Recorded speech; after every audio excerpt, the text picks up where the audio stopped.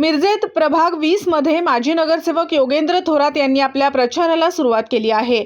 मंगळवारी सकाळी त्यांनी पाटील गल्ली येथील श्री गणपती मंदिर या ठिकाणी नारळ फोडून तसेच मीरासाहेब दर्गा या ठिकाणी ग्लेफ आणि लुबिनी बौद्ध विहार या ठिकाणी अभिवादन करून प्रचाराला सुरुवात केली। यावेळी त्यांच्या सोबत मागासवर्गीय महिला प्रवर्गातून निवडणूक लढविणाऱ्या संगीता थोरात उपस्थित होत्या। माजी नगरसेवक योगेंद्र थोरात यांनी मागील 7 वर्षात या प्रभागात जवळपास 55 ते 60 कोटींचा निधी खर्च करून या ठिकाणी पाणी, गटारी, ड्रेनेज, हॉट मिक्स आणि कॉन्क्रीट, रस्ते, शाळा, पाण्याची टाकी, हॉस्पिटल, बौद्ध विहार, ग्रंथालय अशा सुविधा उपलब्ध करून दिल्या आहेत। या प्रभागातील महानगरपालिकेच्या सर्व शाळांना नवसंजीवनी देत शैक्षणिक दर्जा सुधारला आहे। महानगरपालिका शाळेत शिकणाऱ्या मुलींना मोफत सायकल सुद्धा देऊन मुलींना शिक्षणासाठी प्रोत्साहन दिले आहे। त्यामुळे केलेल्या कामाच्या जोरावर आपण मते मागत असल्याचे त्यांनी सांगितले।